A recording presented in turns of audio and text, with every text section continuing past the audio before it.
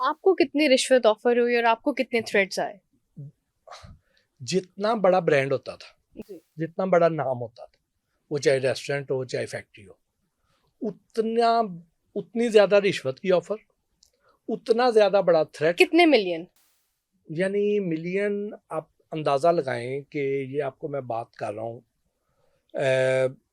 2012-13 کی. ٹھیک ہے. ٹھیک، بھینسوں کو ایک انجیکشن لگایا جاتا تھا، ٹھیک، ان کو آرٹیفیشلی اسٹیمولیٹ کیا جاتا تھا دودھ، تاکہ وہ جو ان کے بچہ یا بچی نے پینا ہے وہ بھی نہ، اس کے لیے دودھ اتارنا ہے اس نے، وہ نہ پئیں اور وہ بھی کسان وہ جو ڈیری والا ہے وہ اس کا دودھ نکال لے. تو اس کو آرٹیفیشلی اسٹیمولیٹ کرنے کے لیے ایک انجیکشن لگایا جاتا تھا.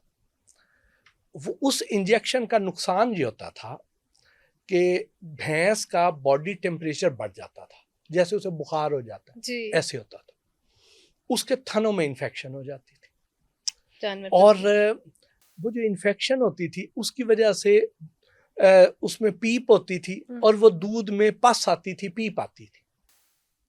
اور وہ جو دودھ ہے، کئی بار ہمارے گھروں میں گوالا دودھ لے کے آیا ہے تو ہمیں اس میں سے ہمک آتی تھی. ہم اسے کہتے تھے کہ یار تیرا دودھ ٹھیک نہیں. وہ کہتا تھا کہ باؤ جی یا باجی آج کل نا پٹھیاں دا فرق ہے، پٹھے چینج ہوں گے تو ہمک ٹھیک ہو جائے گی. وہ تو بیسیکلی انفیکشن ہوتی تھی.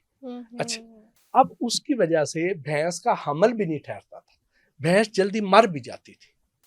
یعنی وہ اتنا ظالم انجیکشن تھا کیونکہ وہ بھینسوں کے لیے بنایا ہی نہیں گیا تھا، وہ گائے کے لیے بنا تھا. یہاں پہ 2 کمپنیاں اس کو امپورٹ کرتی تھی اور وہ یہاں پہ بک رہا تھا. اب وہ جو ہم نے اس وقت سیکٹری لائف سٹاک ہوتے تھے نسیم صادق صاحب، تو میں نے ان سے بات کی، ان کے سارا علم میں لایا، انہوں نے اس پہ پابندی عائد کروا دی.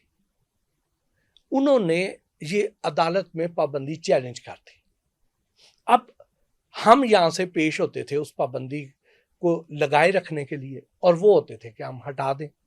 جب انہیں لگا کہ کیس ان کے ذرا ہاتھ سے نکل رہا ہے تو انہوں نے پھر مجھے اپروچ کیا اور انہوں نے کہا کہ جی آپ 5 مرلے کے کرائے گھر میں رہتے ہیں، آپ کو پتا ہے آپ کے گھر کے اپوزٹ سوسائٹی میں میرا 5 مرلے گھر تھا.